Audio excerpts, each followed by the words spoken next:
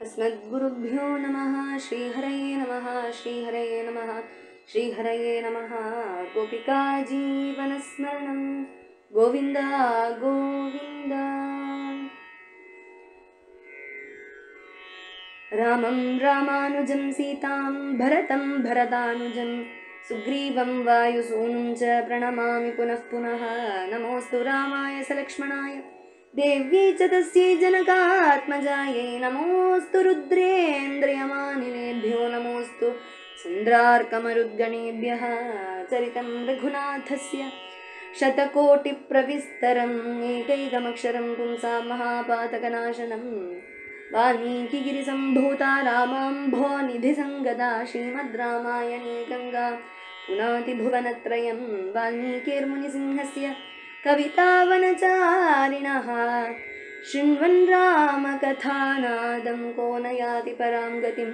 वैदेहीसहितं सुरद्रुमतले हैमे महामण्डपे मध्ये पुष्पगमासने मणिमये वीरासने संस्थितम्। अग्रे वाचयति प्रभञ्जनसुते तत्त्वं मुनिभ्यः परं व्याख्यान्तं भरतादिभिः परिवृतं। रामं भजे श्यामलं वामे भूमिसुता पुरस्तु हनुमान् पश्चात् सुमित्रासुतः शत्रुघ्नो भरतश्च पार्श्वदलयोर्वायुवादिकोणेषु च सुग्रीवश्च विभीषणश्च युवराट् तारासुतो जाम्बवान् मध्ये नीलसरोजकोमलरुचिं रामं भजे श्यामलं जानकीकान्तस्मरणं जय जय राम राम आञ्जनेय स्वामिनः जय. ஸ்ரீ ராம அவதாரத்தினுடைய மகிமையை பார்த்துட்டு இருக்கோம். ராம ராம ராம ராமா என்று சொன்னாலே தித்திக்குமே அப்படின்னு அனுபவித்தவா சொல்லியிருக்கா. ராமநாமத்தினுடைய ருச்சியை தெரிஞ்சுண்டவா. அப்பேற்பட்ட ராமநாமத்தினுக்கு அதிபதியா இருக்கக்கூடிய ராமச்சந்திர பிரபுவோடைய சரித்திரம், அவர் எப்படி அவதாரம் பண்ணினார், எதற்காக அவதாரம் பண்ணினார் அப்படிங்கிற கதையை இன்னைக்கு பார்க்கலாம். தேவர்கள்லாம் ஒரு சமயம் இந்த ராவணனுடைய அட்டூழியம் தாங்க முடியலை அப்படின்னு எல்லாரும் பிரம்மதேவர்கிட்ட போய் உணர்த்த, பிரம்மதேவன் தபஸ் இருந்து எல்லாருமா சேர்ந்து பகவான் விஷ்ணுட்ட நாராயணன்கிட்ட போய் சொல்றா, என்ன பண்றது தெரியலை, நீங்கள் தான் என்னாவது ஒரு வழி பண்ணணும், அவதாரம் பண்ணி நீங்கள் தான் எங்களை எல்லாம் காப்பாற்றணும், பூமியில் இருக்கிறவாளையும் எங்களையும் காப்பாற்றணும் என்று சொல்ல. ஏன்னா பூமி தாயார்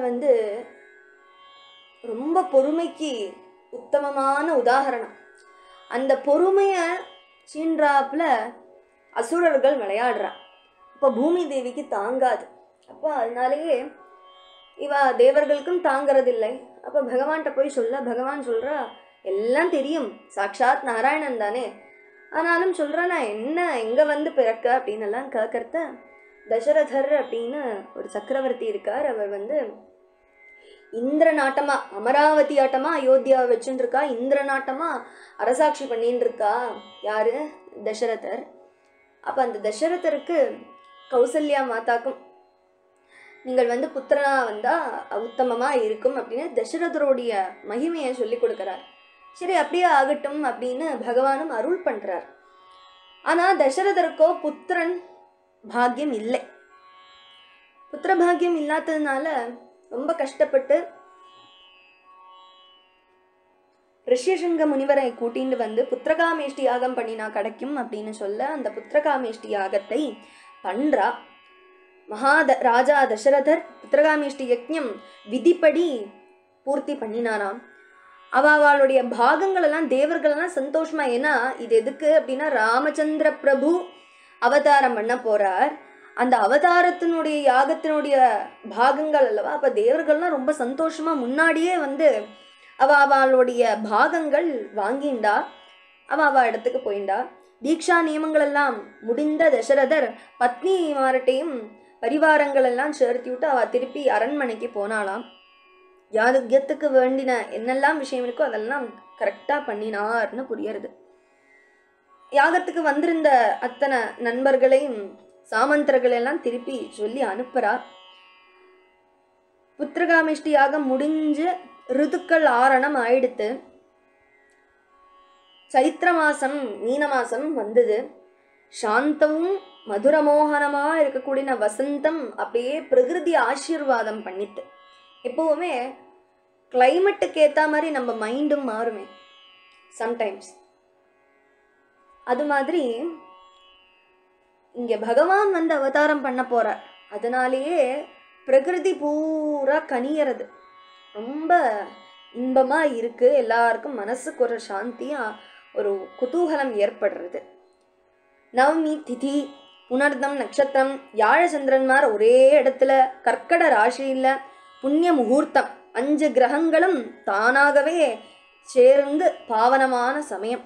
சகல லோகத்துக்கும் எந்தாவா இருக்கக்கூடிய உத்தமனான மகாவிஷ்ணுவோடைய அந்தர்பாகம் இக்ஷ்வாகு வம்ச நந்தனாக கௌசல்யா தேவியில பிறந்தார் அப்படின்னு சொல்றா. தஸ்யாபி பகவானேஷ சாக்ஷாத் பிரம்மமயோ ஹரி அம்சாம்சேன சதுர்தாகாத் புத்திரஸ்வம் பிரார்த்திதசுரைः ராம லக்ஷ்மண பரத சத்ருக்னா இதி சம்ஞயா. ஜெய் போலோ ராமச்சந்திரமூர்த்தி கி ஜெய். அந்த ராமச்சந்திர பிரபுவை பார்த்ததும், ராமகுமாரனை பார்த்ததும் எப்படி அதிதி தேவி தேவேந்திரனை பார்த்தா சந்தோஷப்படுவாளோ அதே மாதிரி கௌசல்யா தேவி சந்தோஷம் அடைஞ்சா. மகாவிஷ்ணுவோடைய 4ல் 1 பாகம் சக்தியா இருந்த பரதன், கைகேயியுடைய ஆத்மஜன், வைகுண்டநாதனுடைய அர்த்த சக்தியை எடுத்துட்டு லக்ஷ்மண சத்ருக்னன்மார் சுமித்ரா தேவியிலையும் வந்து பிறந்தார்கள். அப்படி 4 குழந்தைகளும் பகவானுடைய 4 பாகம்தான். அந்த சாட்சாத் நாராயணன் இங்க பூமியில அவதரித்தார், அயோத்தியால அவதரித்தார் அப்படின்னு பார்க்கிறோம். சர்வகுண சம்பன்னன் பரதன் வந்து பூயம் நட்சத்திரத்திலையும் மீனம் ராசியிலையும் பிறந்தார். அஸ்திர சஸ்திரத்திலேயே சமர்த்தனான லக்ஷ்மணர் சத்ருக்னர் ஆயில்யம் நாள்ல கர்க்கட ராசியில பிறந்தார். இப்படி அப்பிரமேயமான தேஜஸும் ஸ்ரீயும் சேர்ந்தா போல 4 குழந்தைகளும் தசரத மகாராஜாவுக்கு பிறந்தார். இதுக்கு மேல என்ன ஒரு சந்தோஷம் வேண்டியிருக்கு? சர்வலோகத்துக்குமே நமஸ்காரம் பண்ணக்கூடிய ஸ்ரீ ராமச்சந்திரன் பூபாரத்தை நிவாரணம் பண்ணணும் அப்படிங்கிறதுக்காக அவதாரம் பண்ணியிருக்கார். அப்படி அவதாரம் பண்ணினப்போ எல்லாருக்கும் சந்தோஷம் தானே இருக்கும். கந்தர்வர்கள் எல்லாம் பாடுறார்கள், அப்சர ஸ்திரீகள் ஆனந்த நிறுத்தம் போடுறா, தேவதுந்துபி முழங்கிறது, பூ மழை சொரியறது. இப்படி அயோத்தியா ராஜ்யம் பூரா உற்சாகத்துல ஏற்பட்டா. தசரத சக்கரவர்த்திக்கு குழந்தை பிறந்திருக்கே, அழகா இருக்கு, 4 குழந்தைகள் முத்தாட்டமா இருக்கு அப்படின்னு அத்தனை ராஜவீதியில எல்லாருமா பாடுறா, ஆடறா, கொட்டரா, அப்படி சந்தோஷத்தை காட்டிக்கிறா. பிராமணாளுக்கு பசுக்களையும் ஸ்வர்ணத்தையும் கொடுத்து தானம் பண்றா. அந்த சந்தோஷத்தை காட்டிக்கிறா மகாராஜா. ஆனா போறதே இல்லையா. எப்படி இந்த எத்தனை தானம் பண்ணினாலும் அந்த மகாராஜாக்கு போதறதே இல்லை. நான் இன்னியும் கொடுக்கணும் அப்படின்னு ஆசையோடு இருக்கா. மேலும் ராஜகுருவான பகவான் வசிஷ்டன் 11வது திவசம் மகாத்மாவான ஜேஷ்ட புத்திரருக்கு ராமா அப்படின்னு பேர் கொடுத்தார். கைகேயி சுதனுக்கு பரதன் அப்படின்னு பேர் சூட்டினா. சுமித்ராருடைய குழந்தைகளுக்கு லக்ஷ்மணன் சத்ருக்னன் அப்படின்னு நாமகரணம் பண்ணினா. பிராமணாளுக்கும் இருக்கக்கூடிய அயோத்தியா வாசிகளுக்கும் நல்ல சமிருத்தமான மிருஷ்டான்னத்தை போட்டா. ரத்னங்கள் ஆர்னமெண்ட்ஸ் எல்லாம் தானமாக அவளுக்கு கொடுத்தா. மேலும் யதாவிதி ஜாத கர்மாதி கிரியைகள் எல்லாம் மங்களமா நடத்தினா. சிமந்த புத்திரன் அல்லவா ஸ்ரீ ராமச்சந்திரன். அந்த ராமச்சந்திரன் தான் பிதாவுக்கு, அப்பாவுக்கு மூத்த பையன் வேற, அப்பாவுக்கு ரொம்ப ஆனந்தப்பிரதமாக இருந்தாராம் ராமச்சந்திர பிரபு. ராமா அப்படின்னாலே ரெமிப்பிக்கிறவன் தானே அர்த்தமே. அப்ப ரெமிப்பிச்சுட்டு இருந்தார் ராமர். எப்பவும் ராமர் கூட லக்ஷ்மணன் இருப்பாராம். சாப்பிடத்தையும் தூங்கத்தையும் விளையாடுறத்தையும் எல்லாம் இவா 2 பேரும், ராமரும் லக்ஷ்மணரும். அதே மாதிரி லக்ஷ்மணானுஜனான சத்ருக்னனும் பரதனும் 2 பேருமா நடந்துட்டு இருந்தா. ராமான்னு கூப்பிட்டா லக்ஷ்மணன் கூட வருவார். அதே இது பரதா அப்படின்னு கூப்பிட்டா சத்ருக்னன் கூட வருவார். இப்படி ரொம்ப அந்யோன்யமா ரொம்ப பிரியமாக அவ வளர்ந்து வந்துட்டு இருந்தா. அப்படி அழகா அவளாம் தனுர்வித்யை, வேதம் போன்ற அத்தனை வித்யையும் படிச்சுட்டு வந்துட்டு இருந்தா. ஒரு சமயம் ஒரு நாள் ராஜசதஸ்ல அப்படி உட்காந்துட்டு இருக்கா. குருவரியர்கள் மந்திரிமார் எல்லாரும் இருக்கா, சந்தோஷமா ராஜ்ய காரியங்களை யோசனை பண்ணிட்டு இருக்கிறத ஒரு யவ்வனத்துல காலெடுத்து வைக்கக்கூடிய ராமருடைய விஷயம் பேச்சு அடிபட்டுக்கு. ராமருக்கு கல்யாணம் பண்ணணும், விவாகம் பண்ணணும், அதை பத்தி யோசிக்கணும்னு ராஜா சொன்னார்.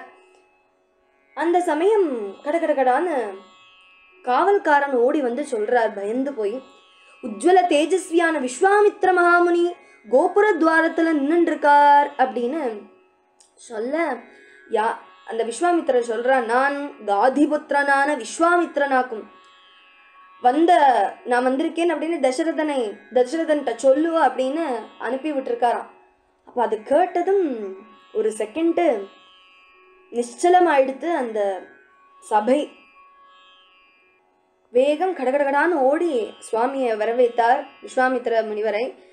வேண்ட பூஜையெல்லாம் பண்ணி ஆதித்ய மரியாதையெல்லாம் அர்க்கியம் பாத்தியம் போன்ற யதாவிதியெல்லாம் பண்ணி பூஜை பண்ணா. மேலும் அவர் கேட்டார் ராஜாட்ட, மகாராஜா, சாமந்தர்களும் சத்ருக்களும் அவாவெல்லாம் கீழே தானே இருக்கா, தேவர்கள் மனிதர்கள் எல்லாம் யதாவிதி வேண்ட மாதிரி பண்ணிட்டு இருக்கேளா அப்படிங்கிற விஷயங்கள் எல்லாம் கேட்டுண்டாராம் முனிவர். வசிஷ்டரை பற்றியும் கேட்டுண்டா, எல்லாம் குஷலம் கேட்டுண்டார். இப்போ சந்தோஷத்தோட ஆனந்த சாகரத்தில் நீராடின அந்த ராஜா பதில் சொல்கிறார். விஸ்வாமித்திர பிரம்மர்ஷியை பார்த்து வாழ்த்தி சொல்கிறார், பகவானே, ஒரு மரண வக்திரத்தில் பதிக்கு கிடைக்க ஒரு அமிர்தம் கிடைச்சா எப்படி இருக்குமோ, ஒரு பெரிய டெசர்ட்டில் ஒரு மழை பெஞ்சா எப்படி இருக்குமோ, சந்தானமே இல்லாதவனுக்கு தர்மபத்னியில் உத்தமமான ஒரு புள்ளை பிறந்தா எப்படி இருக்குமோ, அதே மாதிரி நீங்கள் வந்தது பெரிய ஆனந்தம் உண்டாக்கியிருக்கு, அபூர்வமான ஒரு சந்தோஷம் என்னுள்ள ஏற்பட்டிருக்கு. ரொம்ப பாக்கியமானாக்கம் நீங்கள் வந்தது, என்னை பார்க்க வந்தது. உங்களை மாதிரி பரிபாவனமாக இருக்கக்கூடிய உங்களுடைய அந்த பாத ஸ்பர்ஷத்தினால இந்த ராஜதானியே பரிபாவனம் ஆயிற்றது. ராஜ ரிஷியா இருக்கக்கூடிய நீங்கள் உஜ்வல தபஸுனால பிரம்ம ரிஷி ஆனீர்கள். அப்பேற்பட்ட பிரம்ம ரிஷிய தரிசனம் பார்க்கறதே புண்ணியம் அல்லவா? நீங்கள் எழுந்தருளி இருக்கிறது ரொம்ப ரொம்ப ரொம்ப சந்தோஷம் அப்படின்னு நீங்கள் ஆசீர்வாதம் பண்ணணும். உத்தமோத்தமமான க்ஷேத்திரத்துக்கு போனால் என்ன பலனோ உங்களை பார்த்தாலே அந்த பலன் கிடைக்கிறது. என்னுடைய கண்கண்ட ஈஸ்வரனாக்கும் நீங்கள் அப்படின்னு எல்லாம் சொல்லி அவரை வாழ்த்தினார். அப்படின்னு அந்த ராஜ ரிஷி பிரம்ம ரிஷியை வாழ்த்தினார். தசரதனுடைய அந்த சந்தோஷமான வார்த்தையை கேட்டு அவரும் திருப்தி ஆனாராம். விஸ்வாமித்திர முனிவரும் திருப்தி ஆனார். அதுக்கப்புறம் ஒரு விஷயம் கூட சொல்றார் தசரதர், நீங்க என்ன கேட்குறீங்களோ அதை தரேன், என்ன வந்த காரியம் என்ன முடியறது நான் பண்றேன் அப்படிங்கிற மாதிரி சொல்லியிருந்தார். அந்த வார்த்தையை கேட்டு மந்தஹாசம் பண்ணிட்டே யதிவரியன் சொல்றார், சார்தூலனான நீங்கள் சத்தியம் அப்படிங்கிறது கடைபிடிக்கிறவராக்கும் எனக்கு நன்னா தெரியும். நான் ஒரு விஷயமா தான் வந்தேன். நான் என்ன கேட்டாலும் நீங்கள் பண்றேன் அப்படின்னு சொன்ன அவஸ்தைக்கு நான் சொல்றேன். ராஜன், ஒரு கடினமான விரதத்திலேயாக்கும் நான் தீட்சை உடைய எடுத்திருக்கேன். ஆனால் அதனுடைய சித்தி கிடைக்கிறதில்லை. இது என்னன்னா, இந்த விரதத்தினுடைய லாஸ்ட்ல அவசானத்துல ஹோமவேதியில மாம்சங்கண்டங்களுடைய ரத்தத்தை பொழிக்கக்கூடிய 2 அசுரர்கள் இருக்கா. அவ என்னுடைய யஜ்ஞத்தை பூர்த்தி பண்ண விட மாட்டேங்கிறா. அவ அமேயமான பராக்கிரமிகளும் காமரூபிகளும் ஆக்கும். மாரீச்சன் சுபாகு ஆக்கும் அவளுடைய பேர். இவா 2 பேரும் என்னுடைய கர்மத்தை விக்னம் பண்றா. இவாளை எதிர்த்து என்னுடைய மனசே மடுத்து கொடுத்து எனக்கு எதுவும் பண்ண முடியறதில்லை. நான் வர தீட்சையில இருப்பேன்லவா, அதனால இது ஒரு வாட்டி கிடையாது, பல வாட்டி அவ தடுத்துன்னு இருக்கா. நேக்கு அவ மேல துவேஷமோ இல்லைன்னா சாபம் கொடுக்கவோ எதுவும் படாது. அப்படி ஒரு விரதமாக்கும் நான் இருக்கேன். அதனால தன்யனான ராஜா, உங்களுடைய சீமந்த புத்திரன் சத்தியபராக்கிரமியான வீர ராமனை எங்கூட அனுப்புங்கோ. அந்த உபதிரவகாரிகளான அந்த ராட்சசர்களை மட்டும் கிடையாது, மற்ற அநேகம் அரக்கர்களையும் இல்லாம பண்ணறதுக்கு உண்டான சக்தி ராமனுக்கு உண்டு. காகபக்ஷதாரியான குமாரன் ஆக்கும்னு நீங்க நினைச்சுக்காதீங்கோ. 3 உலகங்கள்லயும் யசஸை பறக்க வைக்கக்கூடிய அபிவிருத்தியான ராமராக்கும். மட்டுமல்ல மாரீச்ச சுபாகுவை வதம் பண்றதுக்கு ராமனை தவிர வேற யாராலையும் நினைச்சா கூட முடியாது.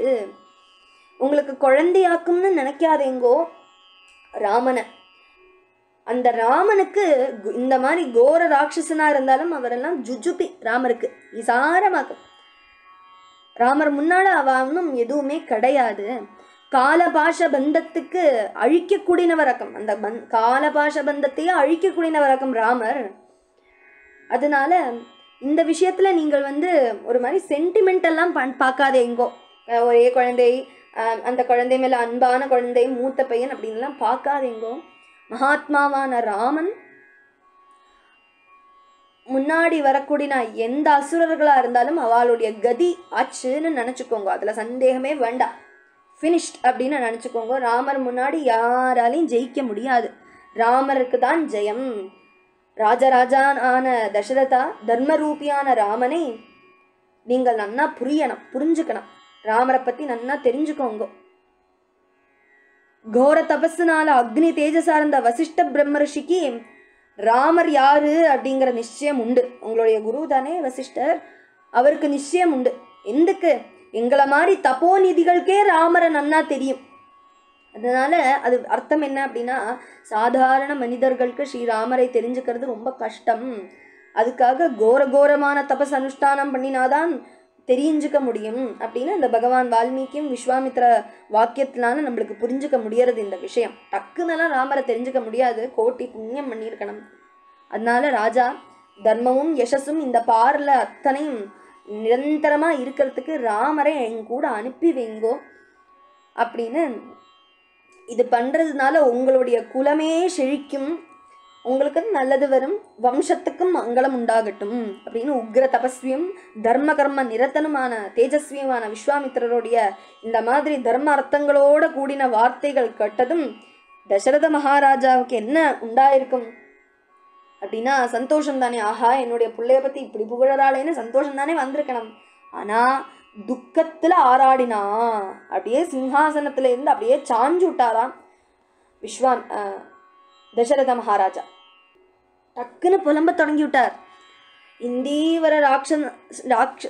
இந்தீவராட்சனான அந்த ராமர் வெறும் 16 வயசு தான் ஆயிருக்கு. அது கூட தகஞ்சிடலையா, நாட் கம்ப்ளீட்டட். அந்த மாதிரி குட்டி குழந்தை எப்படி குரூர ராட்சசன்மாரோட யுத்தம் பண்ணுவா? அதிசக்தரான சைன்யங்கள் அக்ஷௌஹிணி என்கிட்ட இருக்கு, பெரிய அக்ஷௌஹிணி படையே இருக்கு. அந்த அக்ஷௌஹிணி படையை நான் அனுப்புறேன், இல்லைன்னா நானே யுத்தம் பண்றதுக்கு வரேன். ஆனா என்னுடைய குழந்தை வத்சல புத்திரன் ராமனை மட்டும் கொண்டு போகாதேங்கோ. அவனுக்கு ஒன்றும் தெரியாது, சின்ன குழந்தை. அவனுக்கு அம்பும் வில்லும் ஏந்தி படையோட நானே முன்னாடி உங்களுடைய யக்ஞத்துக்கு காவல் நிற்கிறேன். என்னுடைய பிராணன் போற வரைக்கும் அந்த அரக்கர்கள் கூட மல்லாடுறேன். அதனால என்னுடைய குழந்தைய மட்டும் விடுங்கோ. சின்ன குழந்தை, ஒதும் பராக்கிரமம் ஒன்றும் தெரியாது, பலா அபலங்களை பற்றியொன்றும் நிச்சயமே இல்லை அவர் குழந்தைக்கு. அஸ்திர சக்தி இருந்தாலும் அதனுடைய பிரயோகம் தெரியுமா என்ன தெரியலை. யுத்தம் பண்ணி எக்ஸ்பீரியன்ஸே இல்லை ராமனுக்கு. என்னுடைய ரொம்ப செல்ல குழந்தையாக்கம் ராமர். மாயாவிகளான அந்த ராட்சசர்களுடன் கூட யுத்தம் பண்ணி அவனுக்கு நிற்க முடியாது. அத்தியுக்கிரமான ராட்சசர்களுக்கு இந்த குழந்தையா பலி வேணும்? ராமரைத்தான் உங்களுக்கு வேணுமா? எனக்கு ராமனை விட்டு பிரிஞ்சு ஒரு க்ஷணம் கூட வாழறதுக்கு என்னால முடியாது, இந்த வயசானவனுக்கு முடியாது அப்படிங்கிறா. 60,000 வயசாயாச்சாம் அவருக்கு. அப்படி இருந்த நான் சதுரங்க சைன்யத்தோட நான் புறப்படுறேன், இப்பவே புறப்படுறேன், ராமரை மட்டும் கூட்டிட்டு போகாதேங்கோ. எனக்கு 4 குழந்தைகள்ல மூத்தவனான ராமன்ல கொஞ்சம் அதிகம் பிரியம், ஆனா அந்த அதிகம் பிரியமான ராமரை எனக்கு அனுப்ப முடியாது அப்படின்னு மகாராஜா சொல்ல, கௌஷிகன் சொல்றார், ராஜன் நீங்க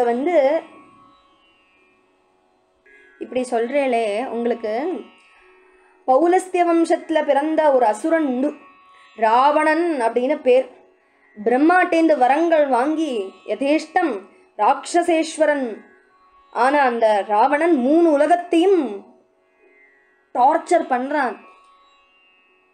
விஸ்ரவசனுடைய புத்திரனான சாக்ஷாத் வைஷ்ரவனுடைய தம்பி தசவதனன் அமித பலவானும் அமேய வீரனும் பல சைன்யங்கள் கூடினவனும் ஆக்கும். அவனுடைய உபதிரவங்களை பற்றியும் நீங்கள் கேட்டிருப்பேன்னு நினைக்கிறேன்.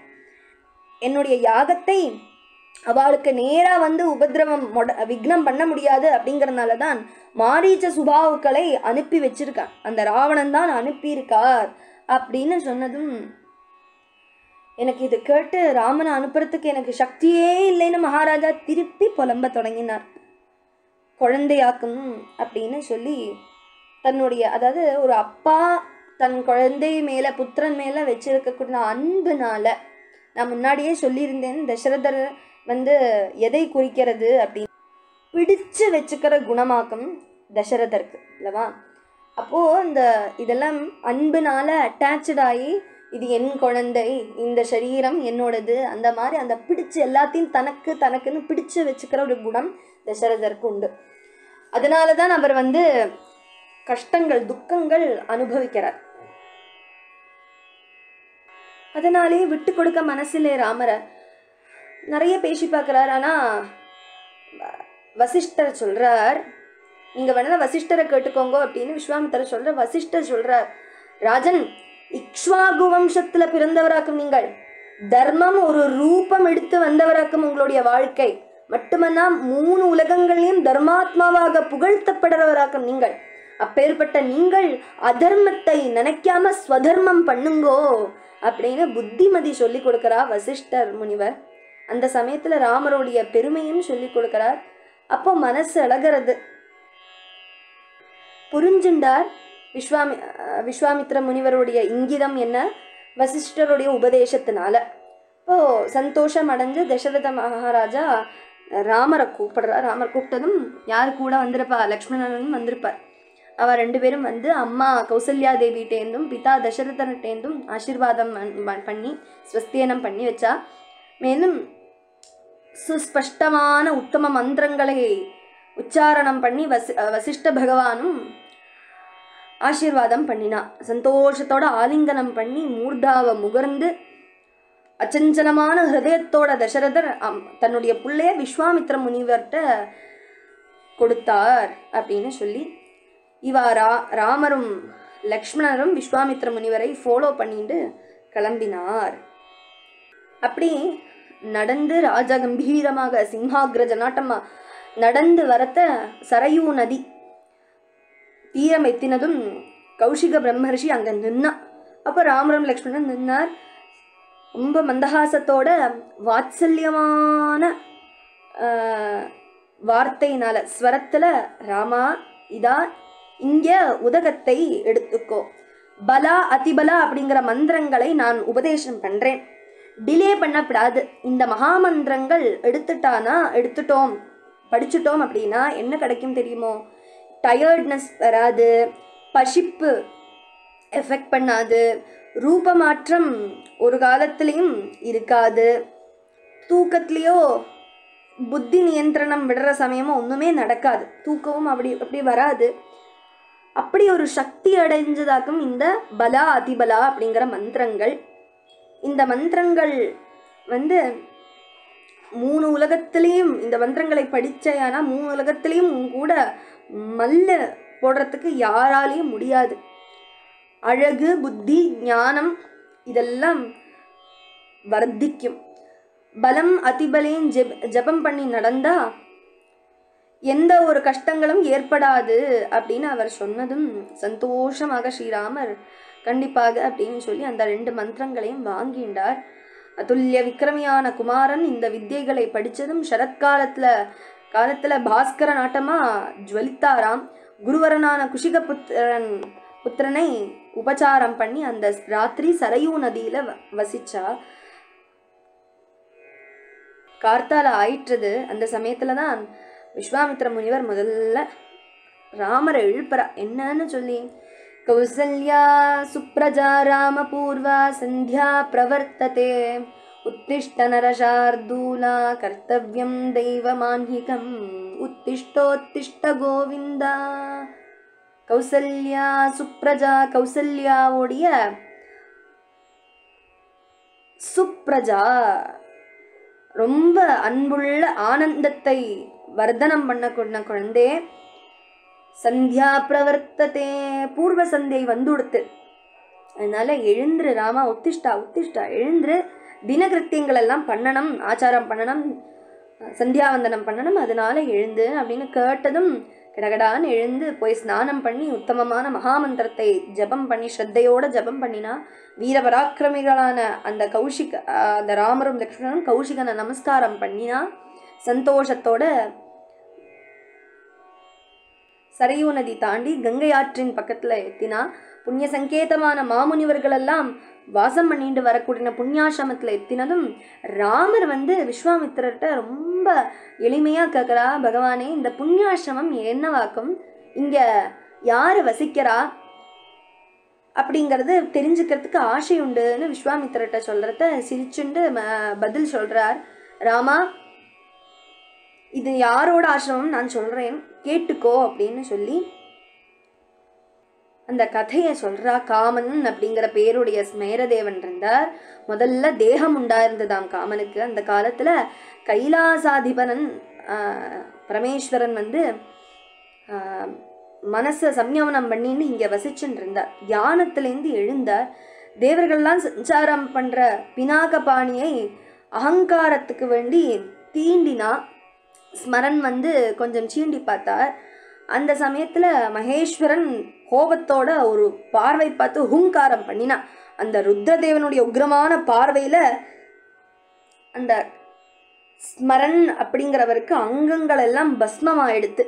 அன்னையிலேருந்து அனங்கன், அங்கம் இல்லை இல்லவா, அதனால அனங்கன் அப்படிங்கிற பேரோட காமதேவன் தெரியப்பட்டார். அந்த மன்மதனுடைய அங்கநாசம் அடைந்த இந்த இடத்துக்கு அங்கராஜ்யம் அப்படின்னு பேர் இருக்கு. அந்த புண்ணியாசிரமமாகும் இது அப்படின்னு சொல்லி நீ காமாசிரமம் என்றும் சொல்வார்கள். இங்க பாவனமான ஸ்தலத்துல இன்னைக்கு ராத்திரி வாழறோம். ஸ்நானம் ஜபம் ஹோமம் எல்லாம் பண்ணி பரிசுத்தமாக்கலாம் அப்படின்னு சொல்லி ராமர்கிட்ட சொல்ல சந்தோஷமா அப்படியே ஆகட்டும்னு ராமரும் நன்னா புரிஞ்சுண்டு அவர் கூட கைங்கரியம் பண்ணிட்டு இருந்தார். காத்தால எழுந்ததும் வேகம் கிளம்பலாம் என்று சொல்லி கங்கை ஆற்றின் வழியா போற சமயத்துல ஒரு நடுவில் ஜலத்துக்கு நடுவில் ஒரு பெரிய சத்தம் கேட்கறது. இது என்ன சத்தம் அப்படின்னு ராமர் ரொம்ப ஆசையோட கேட்கறத, ராமா இது ஒரு சமயம் கைலாச சிகரத்திலேருந்து அழகான சரசு உண்டாகணும் அப்படின்னு பிரம்மதேவர் நினைச்சார். அதுதான் மானசரோவர் அப்படின்னு, மானசம் சரசு அப்படிங்கிறது. அந்த புண்ணிய சரஸ்லேருந்து வரவள் தான் சரையூ அப்படிங்கிற நதி. இந்த சரையூ நதி என்ன பண்றது, அயோத்தியாவை அழகா பிரதட்சிணம் பண்ணி கங்கையில சேரறது. அது சந்தோஷத்தோட அது அலை அடிக்கிறது அல்லவா, அந்த சத்தம் தான் இது. அந்த இடத்த பக்தியோட வணங்கிக்கோ அப்படின்னு குரு சொல்றத அப்படியே ஆகட்டும். அந்த 2 குழந்தைகளும் அந்த புண்ணியமான ஸ்தலத்தை நமஸ்காரம் பண்ணினாலாம். அதுக்கப்புறம் ஒரு கோரமான காட்டுல சேர்றா. இந்த காடு ஏது அப்படின்னு கேட்கறத, ராமா இந்த கோரமான அரண்யம் என்னன்னு சொல்றேன் கேட்டுக்கோ. முன்னாடி தேவ நிர்மிதமான இந்த ராஜ்யங்களுக்கு மலதம் குருஷம் அப்படின்னு பேர் இருந்தது.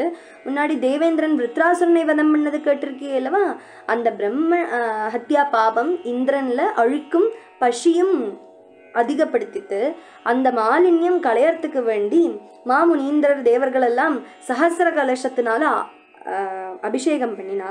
அந்த தேவேந்திரனுடைய அழுக்கு அந்த ஒழுகி பூமியில விழுந்தது. அதனால அவளுக்கு சந்தோஷம் ஆயிடுத்தா, அந்த தேவேந்திரனுடைய அழுக்கெல்லாம் போயிடுத்தே அப்படின்னு. அது விழுந்தது இந்த இடத்துல தான்ப்பா. ஆனா ரொம்ப செழித்து வளர்ந்திருந்த ஒரு நாடுதான் இது, ஒரு காடு தான் இது. ஆனா என்ன ஆயிடுத்து, வருஷங்கள் நிறைய போனதும் ஒரு பெரிய யக்ஷினி காமரூபிணியாக பிறந்தா. அவளுடைய பேர் தான் தாடகை. ராமா அவனுக்கு மங்களம் உண்டாகட்டும், அவளை பத்தி நான் சொல்றேன்னு தாடகா பத்தி சொல்றா. இந்திரதுல்ய பராக்கிரமான மாரீச்சன் அப்படிங்கிற ராட்சச சிரேஷ்டன் அவளுடைய ஆத்மஜனாக பிறந்தார். மனிதர்களை அத்தனை பேரும் பயமுடுத்திண்டு அப்படி ஒரு கோர ரூபம், பெரிய கை, பரந்த வாய், விசாலமான மார்பிடம், அத்தியுக்ரமான வீரியம் அப்படின்னு மாரீஜன் யாரையும் எல்லாம் விட்டு வைக்க மாட்டா, அத்தனை பேரையும் உபத்திரம் பண்ணிகிட்டே இருப்பா. துஷ்டையான தாடகையும் எப்படின்னா ஒரு ஒரு 1.5 யோஜனை இருக்கும், அத்தனையும் தூரம் வழியை அடைச்சி வச்சு அந்த நாடை பூரா அடக்கி வாழ்ந்துருக்கா. ராமா, இனிமே தாடகா வனத்துல வழியாவாக்கு நம்ம போனோம், சரியான்னு சொன்னா அந்த வழியா தான் போனோம். உன்னுடைய கை கருத்து அந்த துஷ்டச்சாரணிய இந்த ராட்சசியில பார்க்கலாம், அந்த ராட்சசிய இந்த காட்டுல பார்க்கலாம். உனக்கு நான் சொல்லுவேன், அந்த சமயத்துல நீ அந்த துர்விருத்தையான அந்த தாடகாவை வதம் பண்ணணும் அப்படின்னு ராமர்கிட்ட சொல்ல, ராமர் ஒரு ஸ்திரீவதமா அப்படிங்கிற மாதிரி மனசுல ஏற்பட்டுதான். அந்த அந்த மனசுல நினைச்சதும் விஸ்வாமித்திரர் சொல்றார், தசரத மகாராஜா புத்திரனை கொண்டே உத்தம குணங்கள் அல்லாத ஸ்திரீகளை நினைச்சுண்டு நீ வதம் பண்ணாம இருக்கப்படாது. அதாவது ஸ்திரீவதம் அப்படிங்கிறது வாஸ்தவம்தான், பிரம்மஹத்யா பாவத்துக்கு துல்லியம்தான். ஆனாலும் இந்த தப்பு மற்றவாளை கஷ்டப்படுத்தக்கூடிய கோரமான ராட்சசியா இருக்கக்கூடிய இந்த தாடகைய வதம் பண்றது தான் உத்தமம், அதுதான் தர்மம், அதனால நீ பண்ணணும், மனசை மாறாதே அப்படிங்கிற மாதிரி அவர் சொல்றத ராமர் சொல்றார். பிரபு, அப்பாவுடைய பித்ருவாக்கிய பரிபாலனம் பண்ணுவேன் நிச்சயமா. என்னுடைய அப்பா என்ன சொல்லி அனுப்பினார்னா, பகவான் கௌஷிகனுடைய ஆர்டர் சந்தேகமே இல்லாம நீ பண்ணணும் அப்படின்னு என்னோட அப்பா சொல்லியிருக்கா, பித்ருவச்சனம். அந்த பித்ருவச்சனத்தை நான் மாற மாட்டேன், மீற மாட்டேன். அதுக்கு மேல உங்களுடைய ஆத்மியை நான் எப்படி திக்காரமா மாட்டேன் அப்படின்னு சொல்லுவேன், மனசால கூட நினைக்க மாட்டேன். நான் நிச்சயமா உங்களை எந்த சந்தேகமும் இல்லாமல் நம்புறேன், நீங்க சொல்ற மாதிரி நான் பண்றேன் அப்படின்னு ராமருடைய வார்த்தை கேட்டதும் ரொம்ப சந்தோஷமாச்சு. திடீர்னு அப்படியே நடந்து போறத அந்த விகிருத்தமான ரூபையான ஒரு முகத்தை வச்சுட்டு ஒரு ராட்சசிய பார்க்கறா ராமர். பாரு லக்ஷ்மணா அப்படின்னு ராமர் லக்ஷ்மணனை கூப்பிட்டுட்டா, ரெடி ஆயிக்கோ அப்படிங்கிற மாதிரி. இந்த யக்ஷியுடைய கோரதரமான சரீரத்தை பாரு, எப்படி ஒரு ஹிருதயமே இல்லாம, யாருக்காவது ஹிருதயம் இருந்து இந்த ஒரு ரூபத்தை பார்த்தாலே அந்த சமயமே ஹார்ட் அட்டாக் வந்துடும், அப்படி ஒரு உருவமா இருக்கே இந்த தாடகாக்கு. ஆனாலும் ஒரு ஸ்திரீ அல்லவா அப்படிங்கிறதுனால என்ன பண்றது தெரியலை. ஒரு விஷயம் பண்றோம், காதையும் மூக்கையும் அறுத்து போட்டுடலாம் அப்படின்னு அந்த ராட்சசியோடைய காதையும் மூக்கையும் அறுத்து போடுறா தாடகாவை அப்படின்னு நினைச்சு பார்க்கறா. ரகுபதி சொல்லின்னு இருக்கிறது, திடீர்னு அந்த தாடகா யுத்தம் பண்ணி பெரிய கைகளால யுத்தம் பண்ணுறதுக்கு முதிர்ந்தா. ராமரும் யுத்தம் பண்ணின்னு இருக்கா, கைகளை வெட்டினா. முதல்ல திருப்பி ஒரு சங்கோச்சம் ராமருக்கு, ஒரு ஸ்திரீயாச்சே எப்படி வதம் பண்றது. அந்த சமயத்துல விஸ்வாமித்திரர் சொல்றார், லஜ்ஜை வேண்டா ராமா, அதீவ துஷ்டையும் பாபஸ்வரூபிணியுமாக்கும் இந்த தாடகை, மாயா பலக்காரியான இவளை யக்ஞங்களை எல்லாம் இல்லாம பண்ணி நிறைய முனிவர்களையே கஷ்டப்படுத்துறவாளாக்கும். சமயம் சந்தியை ஆவறதுக்கு ஆயிடுத்து, நிகிரகம் பண்றதுக்கு உண்டான டைம் இதாக்கும்.